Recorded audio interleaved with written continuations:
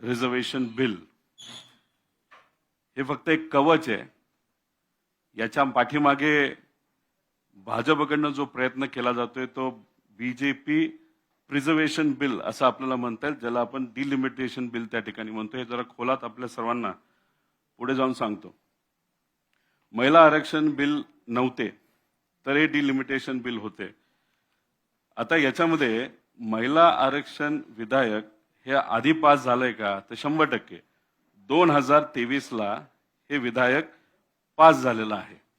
याच्याबद्दल अनेक लोकांनी त्या ठिकाणी बोललेलं आहे. 128वी घटना दुरुस्ती ही झाली आणि ही सप्टेंबर 2023 मध्ये झाली होती.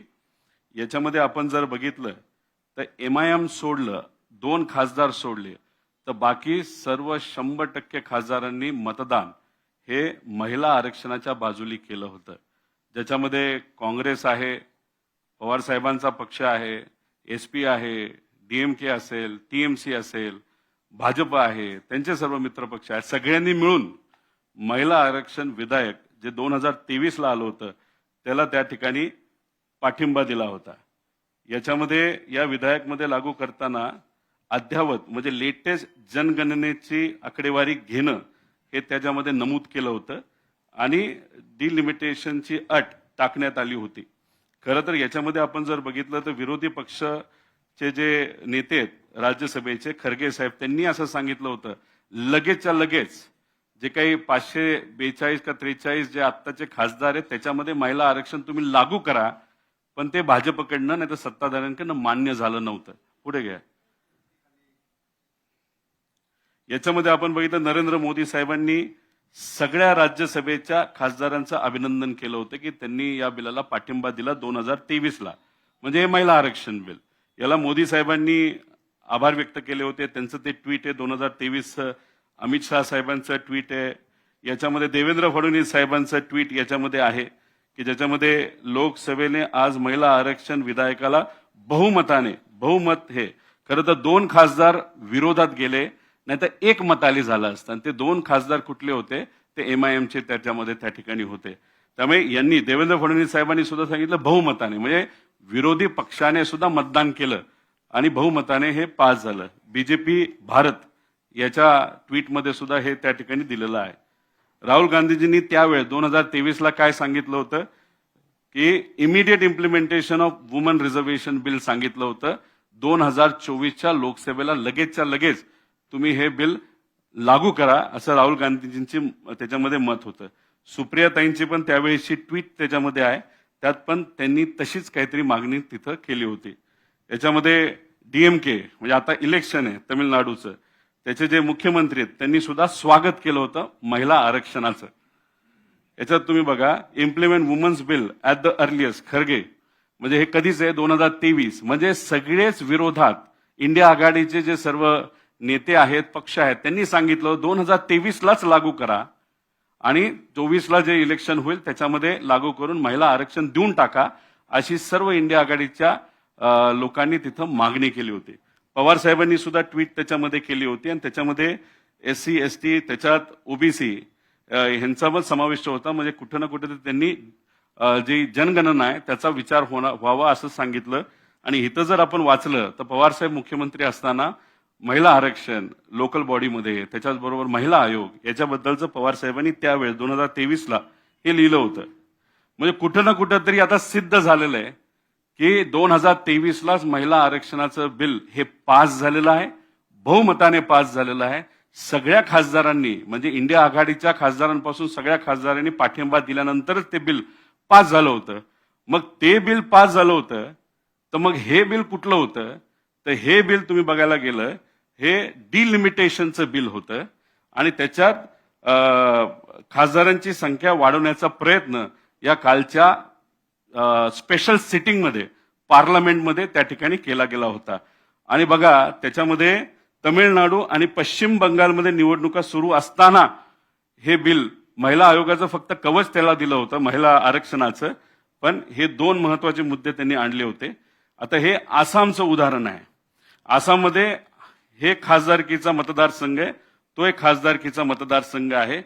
तुम्ही जर आता बघितलं की ह्याच्यात त्यांचे जे विधानसभा मतदारसंघ आहे ते तोडत असताना अतिशय त्यांना जे योग्य आहे भाजपला त्या पद्धतीने त्यांनी हे मतदारसंघ तोडलेले आहेत. आणि याच्यामध्ये जर बघितलं 2001 ची सेन्सस घेतलंय, जनगणना 2001 ची घेतली, म्हणजे 2011 सुद्धा लेटेस्ट आहे, ते घेऊ शकले असते. पण त्यांना जे सोयीचं वाटलं काहीतरी कारण दिलं, जम्मू काश्मीरमध्ये 2011 ची वापरली आणि आसाममध्ये 2001 ची, म्हणजे मन मर्जी या भाजपकडनं केली गेली. आणि याच्यामध्ये तोडत असताना काही ठिकाणी तर आपण बघितले गॅप आहेत, म्हणजे एक मतदारसंघ संपला की मग दुसरा मतदारसंघ आणि परत पहिलावाला सुरू होतो. असं आसाममध्ये झालेलं. हे कशासाठी झालंय? भाजपची सत्ता आसाममध्ये यावी यासाठी असं हे डिलिमिटेशन आसाममध्ये झालंय. आणि असंच डिलिमिटेशन हे अख्ख्या भारतामध्ये लोकसभेसाठी सुद्धा आणि विधानसभेसाठी सुद्धा तिथं होऊ शकतं. एखादा खासदार काम करत असताना एवढं वेडवाकडं जर तुम्ही मतदारसंघ तोडला, आमदारकीला तोडलं, तो कसं त्या ठिकाणी काम करणार हे कुठे ना कुठेतरी सिद्ध होतंय. आता ह्याच्यामध्ये काय केलं जातं? पॅकिंग केली जाते. म्हणजे एकाच मतदारसंघामध्ये विरोधी पक्षातले सर्व मतदार एकत्र टाकले जातात. ठीक आहे, तुम्ही जिंकून जावा एक मतदारसंघ, आणि बाकीच्या मध्ये मग ते काय करतात? क्रॅकिंग केलं जातं. एकाच मतदारसंघातील विरोधी पक्षाचे जे काही मतदार आहेत ते विभाजले जातात. ह्याला आपण क्रॅकिंग म्हणतो. त्यानंतर पॅडिंग, म्हणजे अनुकूल भागात मतदारसंघाची संख्या वाढवणे. म्हणजे भाजपला जिथं अनुकूल वातावरण आहे त्याची संख्या पॅडिंगच्या एक टेक्निकल टर्म आहे त्याचा वापर करून वाढवणे. ट्रिमिंग, प्रतिकूल भागातील मतदारसंघाची संख्या कमी करणं, म्हणजे भाजपच्या विरोधात संख्या ती कमी करणं. आणि स्टॅकिंग, विजयासाठी भौगोलिकदृष्ट्या प्रतिकूल भागाची एकत्रीकरण करणं. हे सगळी स्ट्रॅटेजी भाजपची आहे, जी त्यांनी त्याच्यामध्ये त्या ठिकाणी आसाममध्ये वापरली आणि जम्मू काश्मीरमध्ये आतापर्यंत वापरलेली आहे. आणि हे रिझर्विंग जे आहे, विशिष्ट मतदारसंघ राखीव करणे, हे मी तुम्हाला पिंपरी चिंचवडच्या उदाहरणाने दाखवतो. हे आहे पिंपरी चिंचवडचं उदाहरण.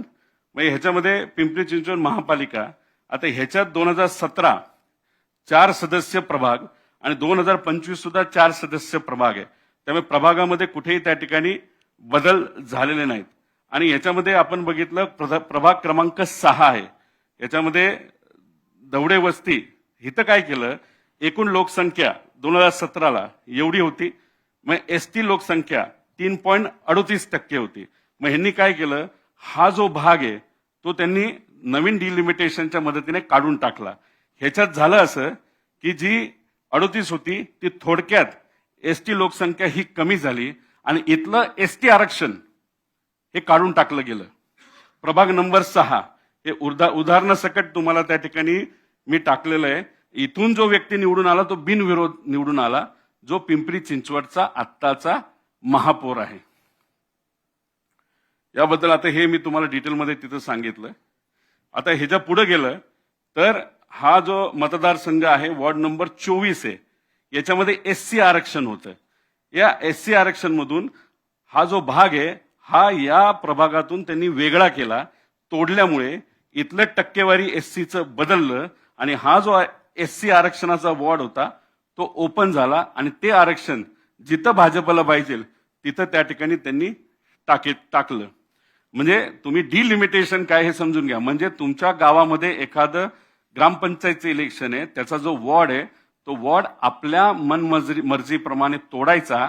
म्हणजे जो सत्ताधारी नेता आहे त्याचा कार्यकर्ता निवडून यावा यासाठी वेडवाकडा वॉर्ड जो गावात तोडला जातो, नगर परिषदेमध्ये तोडला जातो, नगरपालिकेमध्ये तोडला जातो, जिल्हा परिषद पंचायत समितीमध्ये तोडला जातो, तसाच प्रभाग नाहीतर मतदारसंघ लोकसभेला सुद्धा तोडला जाणार आणि विधानसभेला तोडला जाणार. म्हणजे क्रिकेट खेळत असताना पिच आपल्या पद्धतीने बोलून घ्यायचं, जेणेकरून आपण बॅटिंग योग्य पद्धतीने करायची. असं 29चं प्लॅनिंग भाजपचं या माध्यमातून त्या ठिकाणी तिथं झालेलं आहे. आता खासदार संख्या वाढवण्याचा प्रयत्न, याच्यामध्ये उत्तर आणि दक्षिण असा भाग आहे. उत्तरामध्ये असणारे जे सर्व राज्य आहेत त्यांच्या लोकसंख्या ही नक्कीच जास्त आहे. त्यामुळे खासदारांची संख्या तिथं जर वाढवली तर भाजपला उद्या जाऊन फायदा होऊ शकतो. या अनुषंगाने हा विषय तिथं केला. आणि ह्याच्यात लोकसभेमध्ये आकडे वाढवण्याचा विचार ते मांडत होते, पण राज्यसभेमध्ये नक्की नव्हते ते मांडत. कधीतरी एखाद्या बिलवर आपल्याला मतदान करायचे तर राज्यसभा आणि राज्यसभा आणि लोकसभा अशा पद्धतीने आपल्याला मतदान करावं, तिथं सुद्धा अडचण मोठ्या प्रमाणात ही कुठेतरी येऊ शकली असते. आता याच्यामध्ये बघा, खासदारांची व्यक्तिगत अवजात बघितलं म्हणजे आपल्याला बोलण्याचा किती दिवस लोकसभा चालते, 2004 ते 19, 9, 160 ते 170 दिवस सरासरी तास चालते. 9 ते 14, 130 ते 40, 14 म्हणजे भाजप आल्यानंतर 140 ते 150, 19 ते 24, 120 ते 130 दिवस, 130 तास चाललं. 0 आवर मध्ये सहसा आज खासदाराला 1 मिनिटं मिळतो, आणि जर 850 हा आकडा तिथं झाला तर अर्धा मिनिटं सुद्धा मिळणार नाही. म्हणजे अध्यक्ष महोदय बोलूच तर त्यांचा वेळ तिथं संपणार आहे. मग लोकांचे विषय अडचणी मांडण्याची संधी ही खासदाराला त्या ठिकाणी मिळू शकत नाही. आणि ओव्हरऑल वर्षात जर आपण बघितलं, एका खासदाराला कुठेतरी 20 मिनिटं वेळ त्या ठिकाणी मिळत असतो, आणि त्याच्यात वेगळे वेगळे माध्यम असतात, त्यातून ते बोलत असतात. आता ह्याच्यामध्ये आपण फरक, हे जे राज्यांची जागा किती वाढणार, आता हा एक फॉर्म्युला आहे. इथं मी फॉर्म्युला दिलाय, तो कॉन्स्टिट्यूशन मध्ये सुद्धा आहे, आणि त्या पद्धतीनेच आपलं खासदार हे वाढू शकतात जनगणना झाली असेल तर. जर समजा असं पकडलं तर आता ह्याच्यामध्ये राजस्थानमध्ये आता 25 आहे. आता जे काही 543 खासदार आहेत त्यात त्यांचा टक्केवारी बघितले 4.6% आहे, आणि तो या फॉर्म्युलेप्रमाणे वाढला तर 47 वर त्यांचा आकडा जाणार, आणि त्यांचा शेअर टोटल 850 मध्ये हा 5.53% जाणार, म्हणजे तिथं वाढला. बिहारमध्ये तो तिथं वाढलेला तुम्ही बघितलेला आहे. त्यानंतर उत्तर प्रदेशमध्ये ऑलमोस्ट 1.5 ते 2% वाढलेला आहे. मध्य प्रदेशमध्ये सुद्धा 0.50 वाढलाय. गुजरातमध्ये तो त्या ठिकाणी वाढलेला आहे. या भागात जर या फॉर्म्युलाप्रमाणे गेलो तर अशा पद्धतीने त्यांची त्या ठिकाणी वाढ होते. आता ह्याच्यामध्ये आपण जर बघितलं कर्नाटक दक्षिण, याच्यामध्ये 5.16% होतं 28, हे 543 मध्ये, 850 मध्ये 4.94% म्हणजे 42 खासदार त्यांना मिळाला. त्यांचा वाटा कमी होतोय, तेलंगणाचा वाटा कमी होतोय, तमिळनाडूचा वाटा कमी होतोय, आंध्र प्रदेशचा कमी होतोय, केरळचा कमी होतोय. जेव्हा 2024 लोकसभेचं इलेक्शन चालू होतं तेव्हा त्यांनी काय सांगितलं होतं, 400 पार. 400 पार त्यांना का जावं लागतं, संविधान बदलता यावं म्हणून. मग याच्यामध्ये त्यांनी काय केलंय की त्यांच्या भागामध्ये जिथं त्यांना मतदान मिळू शकतं, एखादा तिथं धर्मवादाचा विषय करू शकतो, एखादं वातावरण पेटवलं, कुठं काय झालं, आणि ह्याच्यातच त्यांना एवढे आकडे मिळतील की उद्या संविधान सुद्धा ते बदलू शकतील, असं कुठेतरी प्लॅनिंग भाजप याच्यामध्ये त्या ठिकाणी दिसतंय. आता ते काय म्हणतात, 50% अनुसार, एक तर या बिलात 50%चा कुठेही उल्लेख नाही. इथं जो दिलेला आहे कायद्यानुसार, आणि कायद्याला फॉर्म्युला असतो, पण तुम्ही टक्क्यानुसार सुद्धा गेला. आता बघा, राजस्थानमध्ये मी सांगितलं जसं 5.53 ला गेलंय, आणि 50% आम्ही वाढू असं सांगितलं तर 4.66 वाढले. पण महाराष्ट्राचं बघितलं आता 48 आहे. आता आपला वाटा किती आहे, 8.84, आणि वाढणार किती, 0.3, म्हणजे उत्तर प्रदेश बिहार याच्यापेक्षा कमी वाढतंय. आणि 50% आपण बघितलं तर फक्त तिथं 0.30 कमी होतंय. म्हणजे महाराष्ट्रावर त्या ठिकाणी अन्याय होऊ शकतो. आता विषय एवढाच आहे की काय झालंय की लोकसंख्या तिकडची वाढली म्हणून तुम्ही तिथं खासदारांची संख्या जर वाढवत असताल तर दक्षिण आणि महाराष्ट्राचं कसं मोठ्या प्रमाणात नुकसान होतं हे आपण जाणून घेतलं पाहिजे. याच्यामध्ये देशात जे काही उत्पन्न तयार होतं, टॅक्स, जो सामान्य लोक टॅक्स भरतात, डायरेक्ट आणि इनडायरेक्ट, म्हणजे इन्कम टॅक्स वेगळा, जीएसटी वेगळा, हा सगळा जो एकत्रित होतो, या भारतामध्ये सगळ्यात जास्त पैसा कोण देतं तर ते महाराष्ट्र देतं, 12.5 लाख कोटी, म्हणजे 20-22% जास्त आपला हिस्सा आहे. त्यानंतर येतं कर्नाटक, त्यानंतर येतं दिल्ली, त्यानंतर येतं गुजरात, त्यानंतर येतं तमिळनाडू. म्हणजे सगळ्यात जास्त टॅक्सचा वाटा देणारे जे राज्य आहेत ते हे सर्व राज्य आहेत. आणि याच्यामध्ये डिव्हिजिबल पूल असतो, म्हणजे कसं असतं, गोळा करायचे पैसे आपण, आणि जे कमी विकसित राज्य आहेत, ज्यांची डेव्हलपमेंट चालू आहे, गरीब राज्य आहेत, त्यांना आपल्यासारखे राज्य पैसा गोळा करतात आणि त्यांना तिथंच जास्त वाटा दिला जातो. म्हणजे आपण 100 रुपये गोळा केले तर आपल्याला केंद्राकडनं 6 रुपये येतात. पण समजा तिथं युपीली 100 रुपये गोळा केले तर त्यांचा वाटा हा 250 पर्यंत जातो. म्हणजे त्यांनी 100 रुपये गोळा केले तर त्यांना अतिरिक्त 150-200 रुपये हे केंद्र सरकारकडनं मिळतात. म्हणजे कोणाकडनं मिळतात, आपण गोळा केलेल्या पैशातून डेव्हलपिंग स्टेटला तिथं पैसा जातो. विषय एवढाच आहे, पूर्वी हे योग्य होतं. आज अडचण काय, आपली जी मशिनरी आहे महाराष्ट्राची, रोड मोठे आहेत, सगळ्यात जास्त लांबी रोडची आपली आहे, पोर्ट आपल्याकडे, एअरपोर्ट आपल्याकडे इथं नॅशनलाइज काही कंपन्या आहेत, फॅक्टरीज आहेत. याला जर मेंटेन करायचं असेल, जर आपलं मोठं घर असेल तर त्याला खिडकी मेंटेन करावी लागेल, रंगवावं लागतं. कधी वादळ आलं तर कौलं उडून जातात.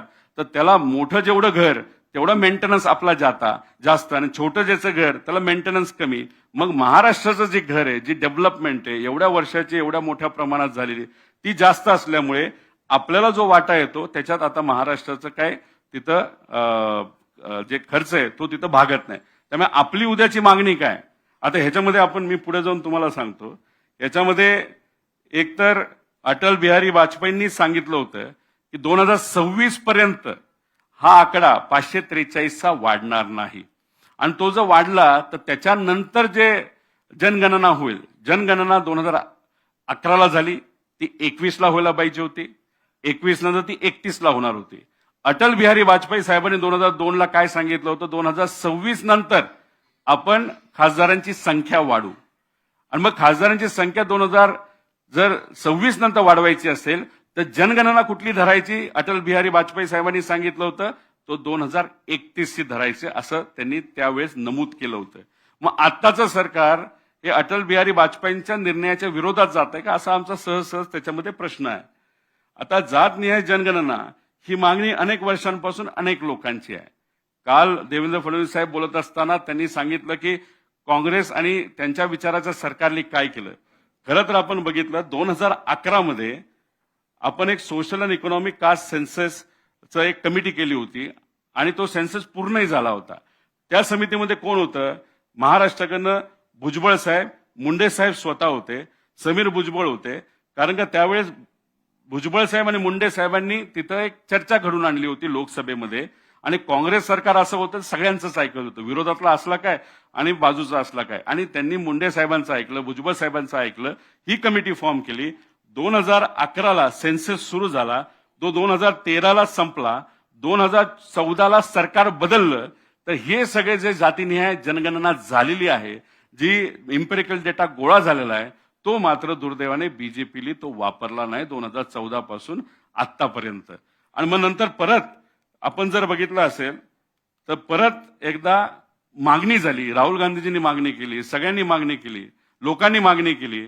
आणि मग कुठेतरी जनगणना जी खऱ्या अर्थाने 2023ला सुरू व्हायला पाहिजे होती, त्याला मान्यता मिळाली, ती अजूनपर्यंत झाली नव्हती. आता गेल्या काही महिन्यांमध्ये सुरू झाली. त्यांनी काय सांगितलं, 2021ची जनगणना आम्ही का केली नाही, कोविड होतं. अरे पण कोविड असताना सुद्धा त्यावेळेस जर आपण बघितलं असेल तर तेव्हा अनेक प्रकारचे सर्वे हे सरकारकडनं केले जात होते, ज्याच्यामध्ये प्रधानमंत्री साहेबांनी कुठंतरी एखादा विषय सांगितला, त्याचा सर्वे होता, तो पुढे मी तुम्हाला सांगतो. आता ह्याच्यामध्ये सुरू विरोधी पक्ष हे सगळं मी आपल्याला डिटेलमध्ये त्या ठिकाणी सांगितलंय. आणि हे का करण्याचं गरजेचं, कारण का पॉप्युलॅरिटी जी आहे, 2014ला विकासाच्या मुद्द्यावर भाजप आलं, मग नंतर तुम्ही बघितलं असेल विकासाचा मुद्दा संपला, मग कुठेतरी 2019ला नॅशनलिझम म्हणजे ज्याच्यामध्ये आपण उरी आणि हे जे विषय त्याच्यावर यांनी राजकारण केलं, मोठे मोठे पोस्टर करून. 2024ला आपण बघितलं असेल की त्याच्यामध्ये वेगळे मुद्दे करून ते निवडून आले. आता त्यांच्याकडे मुद्दाच नाही, म्हणून डिलिमिटेशनचा मुद्दा घेऊन ते कुठेतरी पुढे त्या ठिकाणी येतात असं आपल्याला म्हणावं लागेल. याच्यामध्ये आता हे बघा, ही कमिटी आहे, ही कमिटी कुठली आहे की ते जे म्हणतायत, म्हणजे अमित शहा म्हणतात आम्ही तुमचा शब्द ऐकतो, आम्ही इथं बोलतो, पण त्यांनी किती काय बोललं तर हे सगळं जाणार आहे या कमिटीमध्ये. आता या कमिटीमध्ये कोण चेअरपर्सन आहे तर रिटायर्ड जज ऑफ सुप्रीम कोर्ट. काही दिवसांपूर्वी तुम्ही बघितलं असेल अरविंद केजरीवाल साहेबांनी एक मुद्दा मांडला होता की एक जज होत्या सुप्रीम कोर्टाच्या आणि त्यांची मुलं ही सरकारकडनं पब्लिक प्रॉसिक्युटर त्या ठिकाणी झालेले आहेत आणि त्या स्वतः भाजपच्या एक कार्यकर्ता आहेत, हे कुठेतरी सिद्ध झालेले आहेत, RSSच्या कार्यकर्ता आहेत. महाराष्ट्रामध्ये हा मुद्दा मी एका जज बद्दल तिथं उचलला होता आणि उद्या जाऊन भाजपच्याच विचाराच्या सुप्रीम कोर्टच्या जजला जर चेअरपर्सन तिथं केलं आणि त्याच्यानंतर मेंबर कोण आहे, चीफ इलेक्शन कमिशनर. आता चीफ इलेक्शन कमिशन ऑफिसर कसा काम करतो, कुठल्या पद्धतीने काम करतो हे वेगळं सांगणार, ते भाजपचीच बी टीम आहे. आणि मेंबर स्टेट इलेक्शन कमिशन ही सुद्धा भाजपची बी टीम आहे. मग ह्यांनी उद्या जर ठरवलं की महाराष्ट्रात 2011 ली करू, गुजरातमध्ये 2001 ली करू, म्हणजे जनगणनेनुसार काही निर्णय घेऊ शकतात.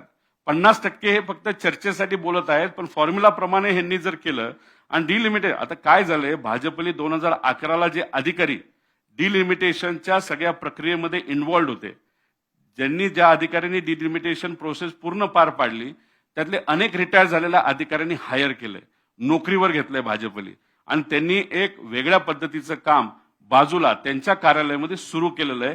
कुठला मतदारसंघ फोडायचा, समजा मला पाडायचा असेल तर कशा पद्धतीने कुठला भाग आपल्याला तोडता येईल.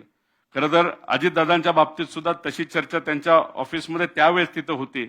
म्हणजे अजितदादांचा ऍक्सिडेंट होण्यापूर्वी बारामतीला कसं तोडता येईल, पवारांची लेगेसी कशी आपल्याला तोडता येईल, म्हणजे बारामतीमध्ये भाजपचा उमेदवार निवडून आला पाहिजे, खासदारकीला सुद्धा भाजपचा उमेदवार निवडून आला पाहिजे, ठाकरे परिवाराला कसं संपवायचं, असे वेगळ्या वेगळ्या पद्धतीने त्यांनी त्यांचे मोठे मोठे महाराष्ट्रातले नेते त्यांच्या मतदारसंघामध्ये अभ्यास हा सुरू केला होता. म्हणजे ही कमिटी ही भाजपचीच बी टीम त्या ठिकाणी झाली असती. आमचं सरळ सरळ त्याच्यामध्ये त्या ठिकाणी मत आहे, म्हणून आम्ही याचा तिथं विरोध केला.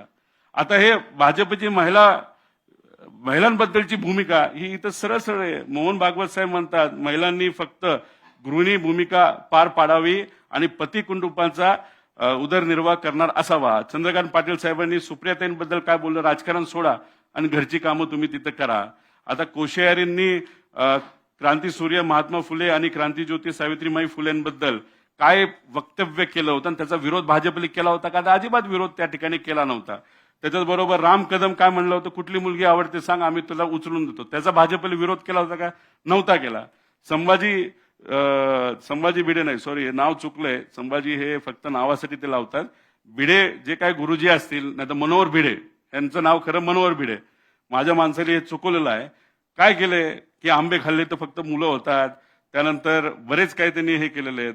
मणिपूर महिला अत्याचार प्रकरण, प्रज्वल रेवांना ज्यांनी रेप केला होता त्याचे व्हिडिओ होते, तरी सुद्धा प्रधानमंत्री साहेब त्यांच्या प्रचारासाठी माहिती असताना सुद्धा तिथे गेले होते.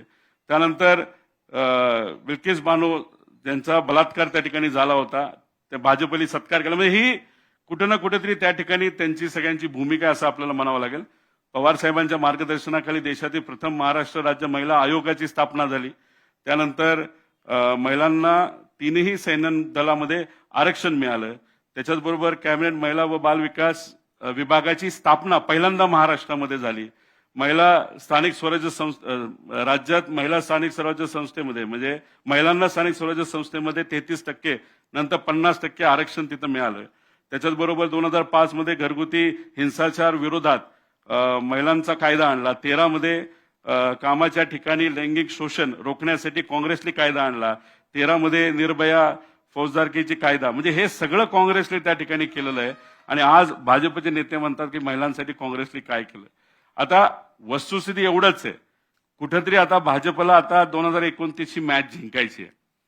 त्यांनी काय केलंय, बरेचसे दुसऱ्या टीमचे प्लेयर आपल्याकडे घेतलेत तरी काय होईना, रूल बदललेत तरी काय होईना.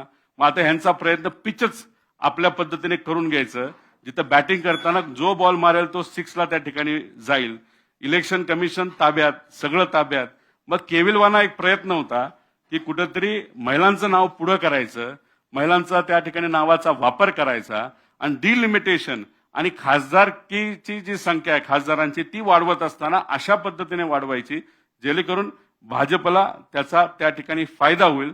हा केविलवाना प्रयत्न या स्पेशल सेशनमध्ये त्या ठिकाणी केला. आणि त्याच्यातच यांनी काय केलं की वरून एक डॉकेट पाठवलं, टूलकिट पाठवलं, ते सर्व भाजपच्या मुख्यमंत्र्यांकडे पाठवलं. ते टूलकिट ज्या पद्धतीने आलं त्या टूलकिट प्रमाणेच त्या राज्याच्या मुख्यमंत्रीला प्रेस कॉन्फरन्स घेण्यासाठी सांगितली. काल देवेंद्र फडणवीस साहेबांनी प्रेस कॉन्फरन्स घेतली. कदाचित त्यांच्या मनामध्ये असेल अरे हे काय चाललंय, हे योग्य नाही, महाराष्ट्रावर अन्याय होतो, पण नाही, ऐकावं लागतं नेत्यांचं. गुजरातचे प्रमुख मोठे नेते जे आज देशाचं प्रतिनिधित्व त्या ठिकाणी करतात त्यांचं यंदा टूलकिट आल्यामुळे ऐकावं लागलं. आणि काल त्यांनी जे तिथं वक्तव्य केलं, जो प्रेस कॉन्फरन्स घेतली, पूर्णपणे टूलकिट प्रमाणे केली. आणि कुठेही महिला आरक्षणाचा मुद्दा आज विषय चर्चेचा सुद्धा नाही, कारण का आमच्या सगळ्यांचं पाठिंबा आहे की या 543 मध्येच लगेचच्या लगेच महिला आरक्षण तुम्ही त्या ठिकाणी द्या आणि मग नंतर उद्या जाऊन जसं अटल बिहारी वाजपेयींनी सांगितलं 2026ला आपण त्या बाबतीतली चर्चा करू. 31ला जेव्हा जनगणना होईल ते सुद्धा जातीनिहाय जनगणना होईल. म्हणजे काल SC ST बद्दल मुख्यमंत्री साहेब बोलले पण ओबीसींबद्दल त्या ठिकाणी ते बोलले नाहीत. त्यामुळे जनगणना जेव्हा होईल त्याच्यात जेव्हा जे आकडे येतील त्याच्यामध्ये ज्या पद्धतीने ती जनगणना होईल तीच जर आपण लागू केली, कारण शेवटी 2011चं तुम्ही जर जनगणना घेणार असाल हे योग्य नाही. मला जर रक्त चेक करायचं असेल तर ते आजच चेक केलेलं बरं. 2 वर्षापूर्वीचा रक्ताच्या रिपोर्टमधून आपल्याला काय मिळणार नाही. म्हणून आमचा पाठिंबा हा महिला आरक्षणाला तर आहेच, पण डिलिमिटेशन आणि खासदारांची संख्या वाढवण्याचा जो केविलवाना प्रयत्न या ठिकाणी नॉन सायंटिफिक पद्धतीने फक्त इलेक्शन लढण्यासाठी हे सरकार जे करते त्याला मात्र त्या ठिकाणी आमच्या सर्वांचा विरोध आहे, कारण हे संविधानाच्या विरोधात आहे. एवढंच या ठिकाणी आपल्या सर्वांना मी नमूद करतो. धन्यवाद.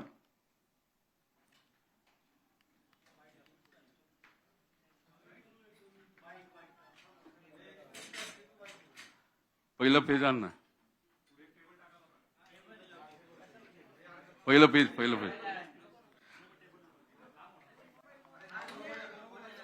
अहो मी बोलतो ना, हे आहे ना.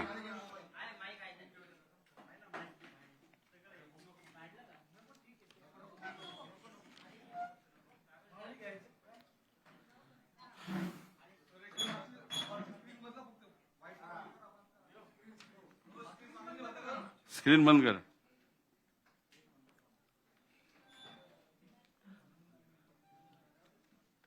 काय प्रश्न आहेत?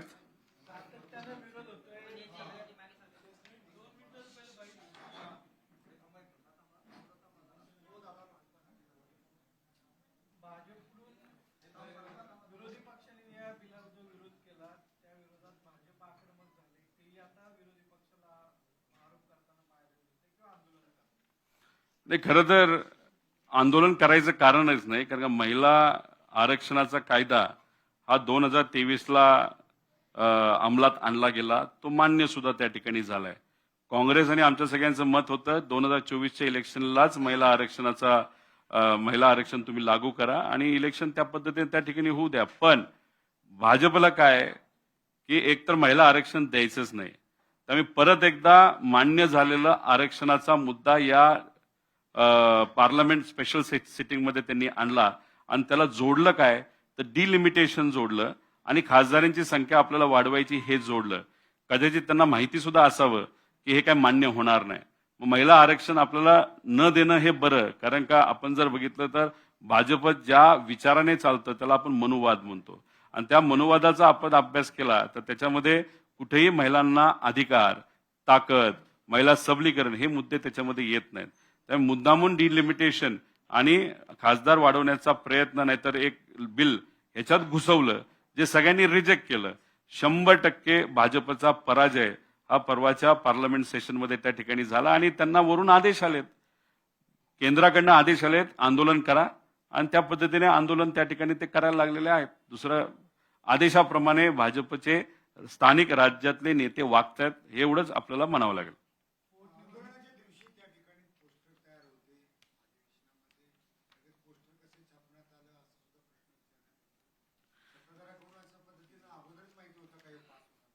नाही, एक तर त्यांची रणनीती जी होती की त्यांना असं वाटलं की काही उत्तर प्रदेशचे SP सारखा पक्ष, आपले वेस्ट बेंगॉलचा पक्ष हा कुठे ना कुठेतरी पाठिंबा देईल असं काहीतरी गणित त्यांचं त्या ठिकाणी असावं, जे फसलं. कारण का खरं काय करण्याचा प्रयत्न केला जातो जे आसाम आणि जम्मू काश्मीरमध्ये झालं की मतदारसंघच असे फोडायचे आणि कसे फोडायचे हे मी तुम्हाला पिंपरी चिंचवडच्याच एका छोट्या उदाहरणामध्ये दाखवलं.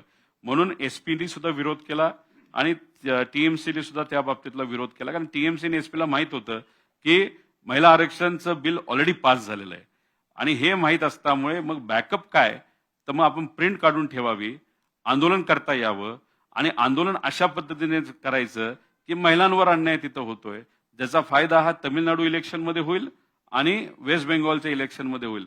याच्या मागे राजकारण सोडलं तर भाजपकडे दुसरी कुठलीही त्या ठिकाणी रणनीती नव्हती असं आपल्याला म्हणावं लागेल. देशात अनेक प्रश्न असताना शेजारच्या विविध देशांमध्ये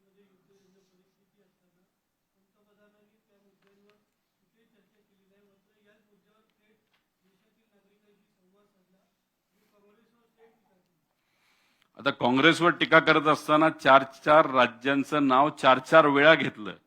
पण ते 4 राज्यांचं नाव कुठलं घेतलं? त्यात महाराष्ट्र नाही घेतलं, दुसरं कुठलं घेतलं नाही. त्यांनी काय घेतलं? तमिळनाडू घेतलं, त्याचं इलेक्शन आहे. त्यानंतर उत्तर प्रदेश, ज्याचं इलेक्शन पुढच्या काही महिन्यांमध्ये येते. त्यानंतर वेस्ट बेंगॉलचं नाव घेतलं, ज्याचं इलेक्शन आता चालू आहे. म्हणजे कुठं ना कुठेतरी आपला पराजय झाला आणि त्या पराजयातून राजकीय पोळी भाजण्याचा केविलवाना प्रयत्न हा कुठेतरी नरेंद्र मोदी साहेबांकडनं झालेला आपण सगळ्यांनी बघितला. त्याच्याच बरोबर आपण जर बघितलं तर आपण आणि आपले या देशातले भाजपचे प्रमुख नेते स्वतःला विश्वगुरू म्हणतात. विश्वगुरू म्हणजे त्यांचा शब्द, त्यांचं संभाषण, त्यांचं डिप्लोमसी ही अख्ख्या इतर देशांमध्ये ऐकली जाते.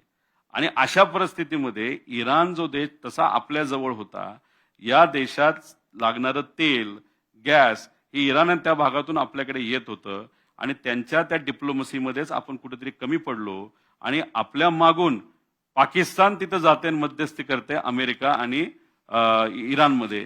मग आपण विश्वगुरू आपल्या स्वतःला म्हणतो, त्याचं कारण काय? का नुसतं फक्त भपकेगिरी करायला एवढंच या ठिकाणी आपल्या सर्वांना म्हणावं लागेल.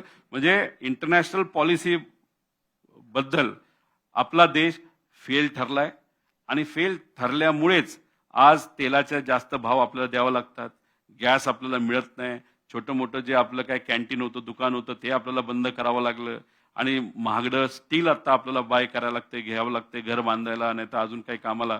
हे जे काही इन्फ्लेशन आता वाढले, ज्याच्यामुळे गरिबाला आज जास्त पैसे द्यावा लागतात त्याच कुठल्या तरी गोष्टीसाठी. याचं प्रमुख कारण आहे आपण इतर देशांबरोबर आपली मित्रत्व ठेवण्यामध्ये, डिप्लोमसी करण्यामुळे कुठं ना कुठेतरी मोठ्या प्रमाणात कमी पडलो. दादा, या बिलाच्या बद्दल बोलायचं झालं तर नॉर्थ विरुद्ध साऊथ असं एक साधारणतः चित्र तयार झालं होतं. नॉर्थ मधली संख्या वाढणार होती खासदारांची, साऊथच्या प्रमाणे. मग आपण असं अजूनच केलंय का की आपण नॉर्थच्या काही भागांमध्ये परत कमबॅक करू नाही शकत आपली इंडिया अलायन्स किंवा याच्यामध्ये? याच्यात राजकारण कुठे येतं? 2024ला लोकसभेचं इलेक्शन जेव्हा चालू होतं आणि भाजप म्हणत होतं अब की बार 400 पार. 400 पार म्हणजे 400च्या पुढं जर यांचं खासदार निवडून आले असते तर यांनी संविधान बदललं असतं. तुम्ही संविधानाचा मुख्य गाभाच या डिलिमिटेशन आणि खासदारांची संख्या वाढवण्याचा जो प्रयत्न तुम्ही त्या ठिकाणी करत होता, त्यातून तुम्ही संविधानच बदलण्याचा प्रयत्न चालू होता हे आपल्याला म्हणावं लागेल. त्यामुळे इथे आमचा जो प्रयत्न आहे की उद्या जाऊन संविधानाला कुणी चुकीच्या पद्धतीने तिथं हात लावणे ही आमच्या सगळ्यांची भूमिका आहे. आणि तुम्ही जर बघितलं याच्यात काय आपण वर जाऊन जिंकू शकत नाही असं नाही. एसपी हा जो पक्ष उत्तर प्रदेशचा आहे त्यांनी याचा विरोध केला. वेस्ट बेंगॉल ममता दिदी त्यांच्या पक्षाला विरोध केला. बिहारमध्ये तेजस्वी यादवचा पक्ष त्यांनी त्याचा विरोध केला. कारण लोकसंख्या वाढवत असताना डिलिमिटेशन मध्ये जी काही गफलत होणार आहे, त्याच्यामध्ये जे काही बदल होणार आहेत, त्याच्यात ज्या काही गोष्टी होणार आहे आणि त्यामुळेच कुठं ना कुठेतरी एक भीती वाटते उद्या जाऊन आपलं संविधान हे धोक्यात येऊ शकतं. म्हणून या गोष्टीचा विरोध करतोय. आणि दुसरी गोष्ट, संविधान जेव्हा बनलं होतं नंतरच्या काळामध्ये आपण बघितलं असेल, विकास होत असताना महाराष्ट्राचा, तमिळनाडूचा, गुजरातचा, आंध्राचा हा या भागाचा विकास खूप मोठ्या प्रमाणात केला. कारण धोरणं त्या पद्धतीची त्या ठिकाणी होती. आणि झालं असं की आजपर्यंत आपण जो टॅक्स गोळा करतोय, इथं असणारा सामान्य व्यक्ती सुद्धा बिस्किट घेतो, गरीब माणूस, बिस्किटमध्ये पण जीएसटी जो टॅक्स आहे, हा सगळा टॅक्स जो भारताचा 20-22% जास्त आपण गोळा करतो, त्यातून मोठा वाटा हा उत्तर प्रदेश, बिहार त्या भागामध्ये दिला जातो.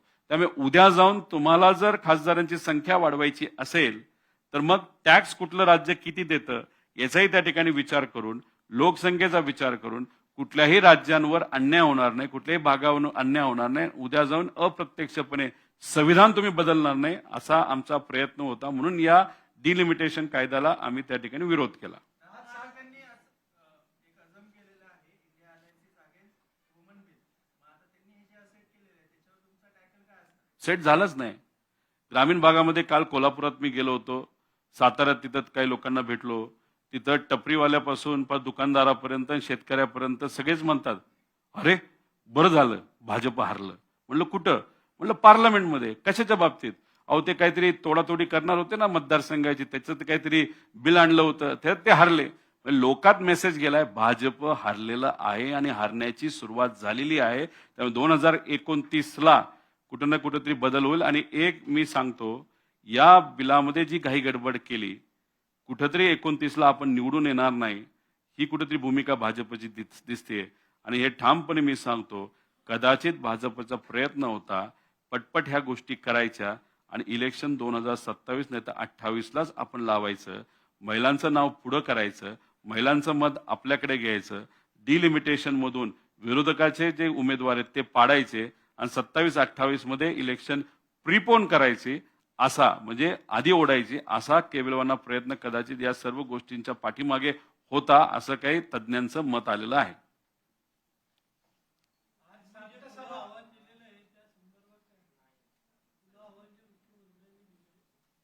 त्यांच्या लेवलचे एवढे मोठे नेते या महाराष्ट्रामध्ये कोण आहेत आपल्याला बघावं लागेल.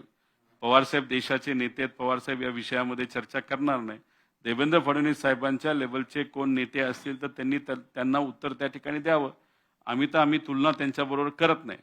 विचाराच्या बाबतीत तुम्ही जर विचारलं तर आम्ही नक्कीच त्यांच्या पुढे आणि या महाराष्ट्रासाठी जो विचार योग्य आहे त्या बाबतीत आम्ही पुढे आहोत.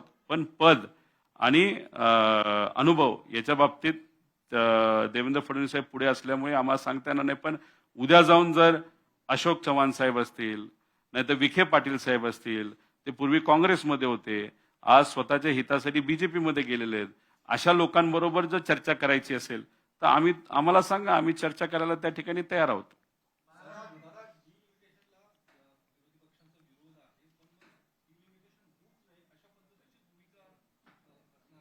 नाही, डिलिमिटेशन व्हावं, पण ते सायंटिफिक पद्धतीने व्हावं. इथं जी कमिटी तुम्ही जर बघितली तर कमिटीचा प्रमुख एक्स सुप्रीम कोर्टचा जज, पण असे अनेक जजेस आहेत ते काही प्रमाणात करप्ट पण आहेत. हे मी नाही म्हणत. 100-200 कोटी रुपये एका जजच्या घरी सापडले. त्यानंतर तुम्ही केजरीवाल साहेबांच्या विषयाच्या बाबतीत बघितलं असेल, त्यांनी ज्या जजच्या समोर नॉट बिफोर मी करण्याचा विषय मांडला, ते जे जज आहेत ते टोटली बीजेपी आणि RSSच्या विचाराचे आहेत. मग अशा एखाद्या व्यक्ती जर चेअरमन झाला आणि इलेक्शन कमिशन व्हाईस चेअरमन, मग तुम्ही समजून घ्या उद्या सगळा मनमर्जीपणा भाजपकडनं केला जाईल. त्यामुळे कमिटी फॉर्म करताना वेगळ्या पद्धतीची असावी.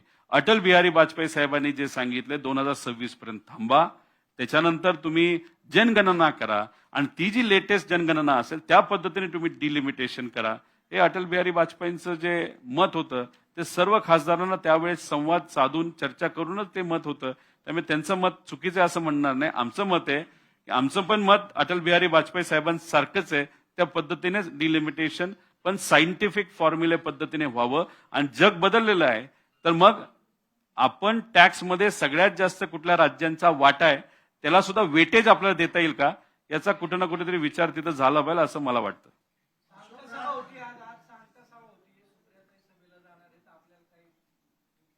मला फोन आलेला नाही.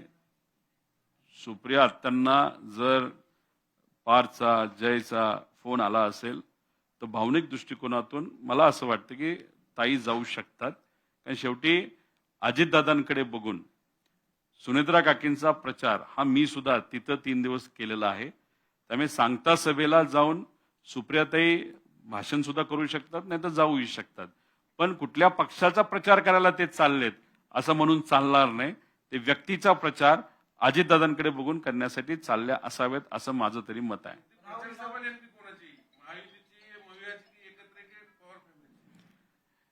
सभा ही महायुतीची आहे, पण व्यक्ती हा पवार परिवारातला आहे. त्यामुळे आम्ही व्यक्तीच्या प्रचारामध्ये त्या ठिकाणी चाललेलो आहे. उद्या जाऊन पवार परिवारातला व्यक्ती नसता, दुसरं कुणीतरी असतं आणि अजितदादांसारखा मोठा नेता गेला नसता तर आम्ही व्यासपीठावर गेलो नसतो.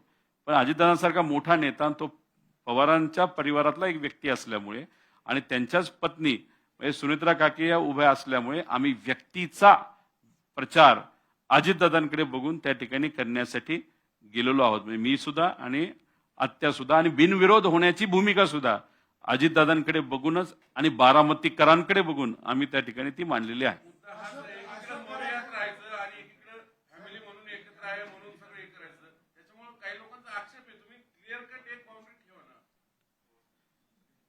अजितदादांच्या बाबतीत जे झालंय, कसं झालं, कोणामुळे झालं, त्याच्या मागे काय, याच्यावर कुठेतरी आमच्या सगळ्यांच्या मनामध्ये चिंता आहे, नाही तर प्रश्न आहेत.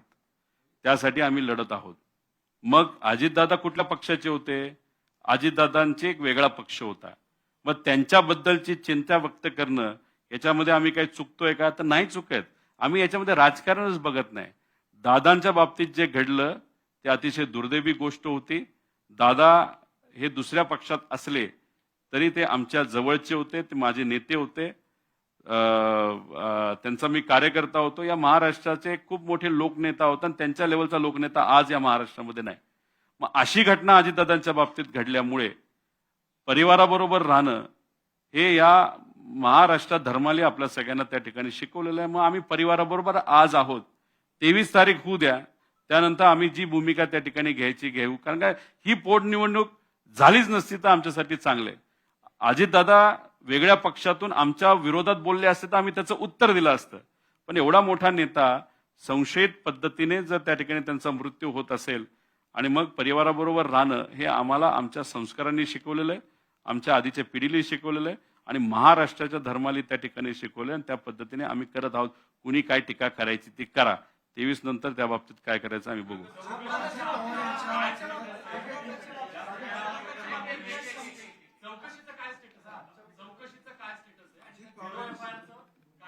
जैसे थे असं स्टेटस आहे.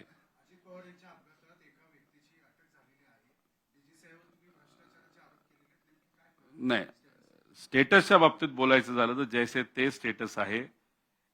अधिवेशनामध्ये जो मुद्दा मी मांडला होता त्याच्यामध्ये मुख्यमंत्री साहेबांनी उत्तर दिलं. त्या उत्तरावर मी काही प्रश्न मांडले होते, त्याच्यावर परत त्यांनी तिथं उत्तर दिलं आणि ते उत्तर देत असताना त्यांनी सांगितलं होतं की आम्ही FIR CID कडे पाठवू. शब्दाचं आपण म्हणजे ते आश्वासन आपण जर बघितलं त्यातून आम्हाला सगळ्यांना हेच वाटलं की FIR CID कडे स्वीकारण्यासाठी पाठवला जाईल आणि त्याच्यावर तपास त्या ठिकाणी होईल. FIR जेव्हा कर्नाटकाकडनं पाठवला होता 0 FIR हा तिथे असणारा SHO म्हणजे PI हेली तो पाठवला, स्वीकारला. मग तिथे असणारा लोकल कोर्टाकडे तो पाठवला, त्यांनी मान्यता दिली. मग तिथे DGPली महाराष्ट्र DGP कडे पाठवून अधिवेशनात ही चर्चा झाल्यामुळे तो विषय आला CID कडे. मग आम्ही जेव्हा DGP महाराष्ट्राच्या विचारलं की अहो तुम्ही स्वीकारला का, ते म्हणजे नाही स्वीकारला नाही. म्हणलं मग काय केलं? दोन गोष्टी असतात. एखादा प्रोफेसर कसा आपल्याला सांगतो तसं ते सांगत होते. चांगली व्यक्ती आहे, मी त्या DGPच्या विरोधात नाही. प्रोफेसर सांगत असताना, प्रोफेसर DGP साहेब सांगत असताना त्यांनी सांगितलं की इन्व्हेस्टिगेशन आणि एन्क्वायरी याच्यामध्ये फरक आहे. मी म्हणलं आम्हाला तर इन्व्हेस्टिगेशन पाहिजे. नाही, या FIR ची इन्व्हेस्टिगेशन होणार नाही, याची एन्क्वायरी होईल.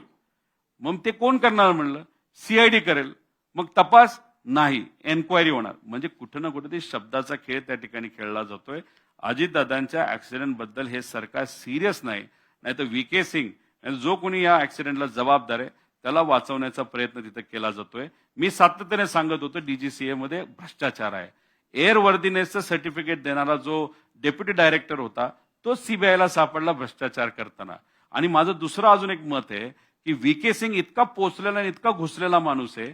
अजितदादांच्या ऍक्सिडेंट बद्दल, घातपाताबद्दल जे काही पुरावे आहेत या भ्रष्ट अधिकाऱ्यांना हाताशी धरून तो पुरावे मिटवतोय हे सातत्याने मी सांगतोय. म्हणून एन्क्वायरी पटकिनी करा, त्याच्यावर कारवाई करा हे सांगत असताना सुद्धा कुणी ऐकत नाही. आणि हा जो डेप्युटी डायरेक्टर सापडलाय तो छोटा मासा आहे.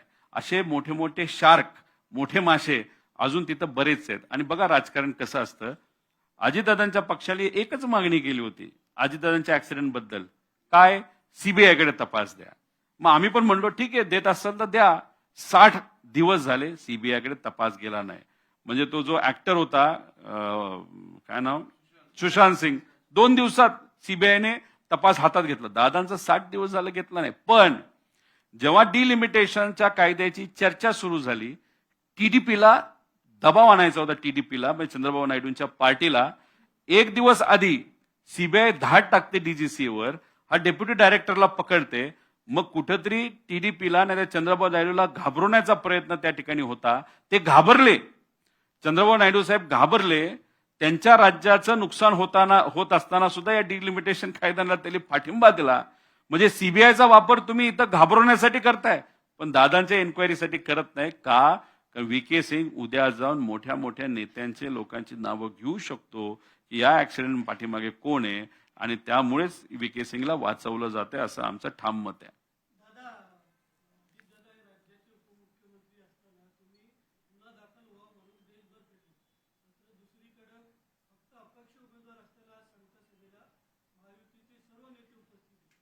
का मागणी करणार आजच्या नाही, माझी अपेक्षा आहे की तिथं मुख्यमंत्री साहेब येत आहेत आणि बारामतीकर अजितदादांच्या ऍक्सिडेंट बद्दल, बारामतीकर तर आहेतच पण महाराष्ट्रातील तमाम जनता सुद्धा दादांच्या ऍक्सिडेंट बद्दल अतिशय भावनिक आहे. त्यामुळे त्या व्यासपीठावर अजितदादा नसल्यामुळे ती पोटनिवडणूक तिथं लागते.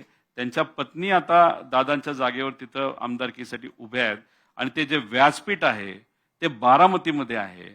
बारामतीचा विकास दादांनी केलेला आहे. तर मग तिथं लोकांचं वेगळं काय ऐकण्याची इच्छा नाहीये. तुम्ही वेगळी भाषणं कुठलीच करू नका. 1-2 मिनिटाचं भाषण सुद्धा जर केलं ना की सीबीआयच्या चौकशीचं काय झालं, FIRचं काय झालं, व्ही.के. सिंगला का अजूनपर्यंत ताब्यात घेतलं नाही, आणि मग अशा प्रकारे संत गीतेने अजितदादांचा तपास का सुरू आहे एवढी फक्त उत्तर दिली, आणि ती उत्तर देत असताना आश्वासक उत्तर दिली, तरी मला असं वाटतं की बारामतीकरांना ते फार पुरेसं आहे. मतदान तर करणारच आहेत दादांकडे बघून, पण देवेंद्र फडणवीस साहेबांकडनं दुसरं कुठं काही नकोय. आणि त्याच्यातच आमचं एवढंच मत आहे की पुणे रिंग रोडला नाव द्या अजितदादांचं, हे आम्ही म्हणलो होतो, पण दादांचं नाव कुठंच नको असा कुठेतरी प्रयत्न भाजपकडनं केला जातोय. 2024ला दादा भाजप बरोबर असताना सुद्धा भाजपच्या एका सुद्धा नेत्याला प्रचारासाठी तिथं बोलवलं नाही. पण आता रस्सीखेच लागली आहे भाजपकडनं बारामतीत जाऊन कार्यकर्त्यांचे मेळावे त्या ठिकाणी घ्यायचे. म्हणजे एक तर आम्ही म्हणतोय मोठ्या वास्तूला नाव दादांचं द्या, तिथं तुम्ही देत नाही. आणि मध्येच तुम्ही जर बघितलं असेल पुण्यश्लोक अहिल्यादेवी होळकरांचं नाव अजितदादांच्याच प्रयत्नातून ज्या युनिव्हर्सिटीला म्हणजे त्या ह्याला मेडिकल कॉलेजला दिलं गेलं होतं, नाही तर मेडिकल इन्स्टिट्यूटला दिलं गेलं होतं, तिथंच सत्तेतला एक कुठला तरी माणूस येतो, मागणी नसताना त्याच्या खाली असणारं एक छोटंसं जे हॉस्पिटल आहे त्याला अजितदादांचं नाव दिलं जातं. आमचं मत आहे दादा आज असते तर पुण्यश्लोक अहिल्यादेवी होळकरांसारख्या एवढ्या महामानवाचं मोठं नाव एखाद्या हॉस्पिटलला दिलं असेल, नाही तर कॉलेजला दिलं असेल, तर दादांनी सुद्धा कुठंच तो बदलण्याचा प्रयत्न नाही तर इच्छा व्यक्त केली नसती. मग आमचं म्हणणं आहे रिंग रोडला तुम्ही नाव द्या, इथं नाव तुम्ही सहज देता का? तिथं वाद व्हावा. राजकीय दृष्टिकोनातून तुम्ही 2029ची तयारी हॉस्पिटलला एक नाव देऊन एक वाद ऑलरेडी भाजपने तिथं सुरू केलेला आहे. म्हणजे भाजप राजकीय दृष्टिकोनातून या गोष्टीला त्या ठिकाणी बघत आहेत. पवार परिवारांचं नाव पूर्णपणे संपवण्याचा विचार हा भाजपच्या मनात असला तर पवार परिवाराचं नाव हे फक्त कोणामुळे आहे, तर सामान्य लोकांमुळे आहे, मतदारांमुळे आहे. किती काय प्रयत्न केलं तरी भाजपला काय याच्यातून साध्य करता येणार नाही. अजून म्हणतो आज बारामतीला तुम्ही चाललेला आहात, पुणे रिंग रोडचं नाव हे अजितदादांच्या नावाने तुम्ही त्या ठिकाणी द्या. आणि प्रमुख वास्तू ज्या दादांच्या प्रयत्नातून पुण्यामध्ये ते अनेक वर्ष हे पालकमंत्री राहिल्यामुळे इथं ज्या मोठ्या मोठ्या गोष्टी आहेत त्याला नाव आज तुम्ही जाहीर करून टाका. दादांचं नाव आम्ही त्या ठिकाणी दिलं. आम्ही या गोष्टींचं स्वागत करू आणि बारामतीकरांची हीच इच्छा आहे. आता आजचं भाषण काय होतं हे आपल्याला बघावं लागेल. स्टेज खूप मोठं केलंय पण पुढची बसण्याची जागा जरा छोटी वाटते.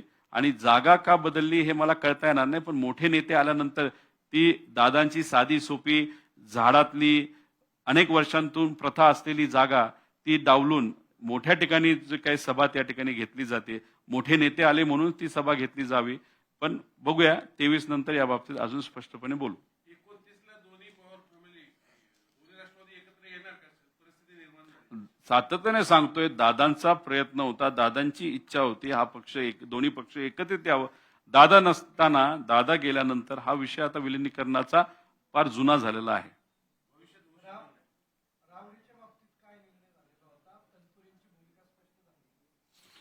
बघा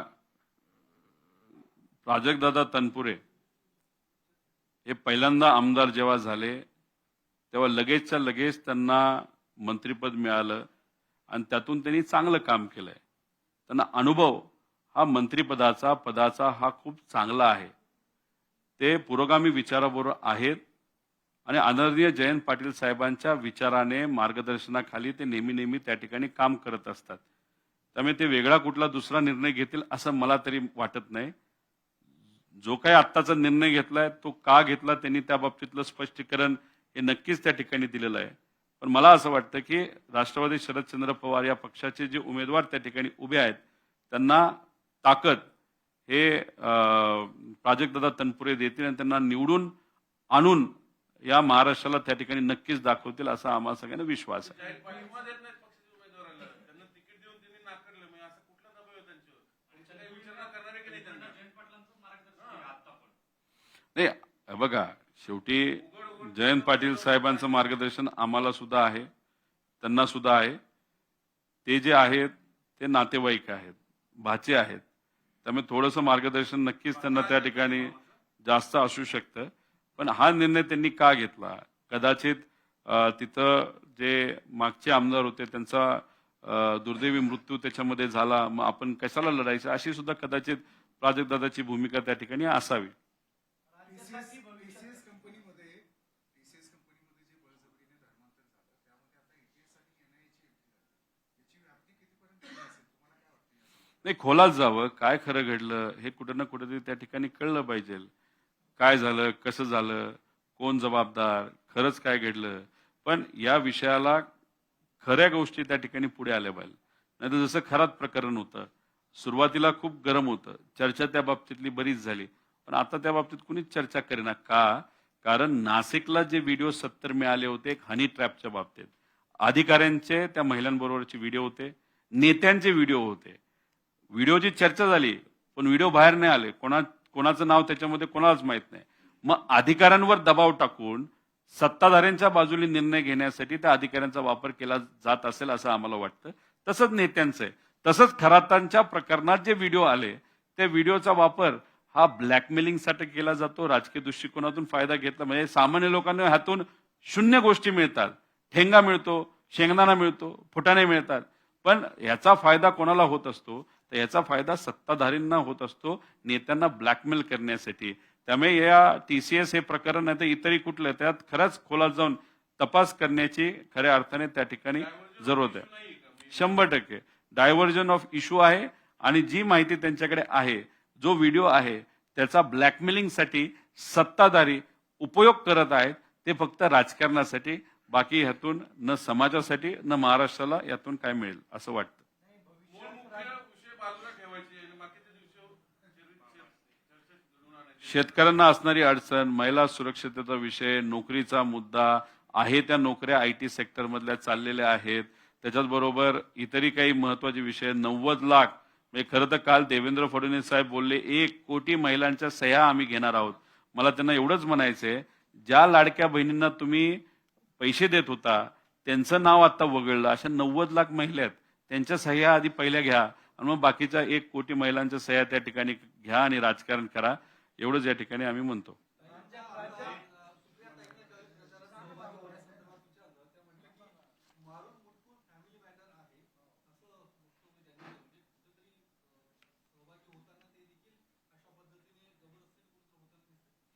नाही, मी त्यांचं स्टेटमेंट तरी त्या ठिकाणी ऐकलेलं नाही. पण एखाद्या व्यासपीठावर जात असताना ते जर व्यासपीठ महायुतीचं असेल तरी सुद्धा त्या तिथं जात असतील, म्हणजे आत्या सुप्रियाताई, तर त्याच्या मागे अजितदादांच्या प्रती असणारा आदर आणि हे जे लहान मुलं आहेत ज्याच्यामध्ये जय आणि पार्थ आहे त्यांच्या प्रती असणारा आत्या म्हणून प्रेम, याच्यामुळे त्या व्यासपीठावर चाललेल्या आहेत. मारून मुटकून फक्त एवढाच विषय असावा, व्यासपीठ महायुतीचं असल्यामुळे त्यांच्या मनामध्ये कुठंतरी एक हे असावं की नाही कसं जाता येईल. पण शेवटी प्रेम परिवाराबद्दल हे जास्त असल्यामुळे तो निर्णय त्या ठिकाणी ते घेतील. म्हणजे प्रेमाचा विजय झाला आणि राजकारणाचा नाहीतर राजकीय विचाराचा त्या ठिकाणी पराजय हा आत्यांनी करून दाखवला फक्त या इलेक्शनसाठी. एवढंच या ठिकाणी मी म्हणेल. रोहित पवार एकत्र राज्याच्या विकासासाठी भविष्यात एकत्र पाहायला मिळतील नव्या पिढीसाठी. नाही, ते ऑलरेडी आज सरकारमध्ये ते खासदार झालेले आहेत, त्यांची पार्टी सत्तेत आहे. त्या रोहित पवार पार्थ पवार मी आज विरोधात आहे, मी विरोधी भूमिका घेण्याचा प्रयत्न त्या ठिकाणी करतोय, विचार तिथं करतोय, विचार पुढे घेऊन जाण्याचा प्रयत्न करतोय.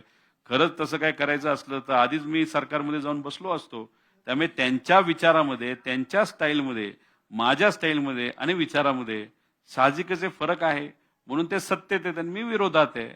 उद्या नक्कीच मला असं वाटतं की 2029ला आता तर बीजेपीचा पराजय सुरू झालेला आहे. पार्लमेंटमध्ये आपण सगळ्यांनी मताच्या माध्यमातून डिलिमिटेशन कायद्यामध्ये बघितलेलं आहे.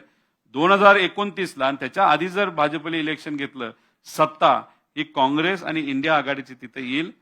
आम्ही सत्तेत गेल्यानंतर जर भारतला काही मदत त्यावेळेस त्या ठिकाणी लागली, ती मदत नक्कीच तिथं आम्ही करू.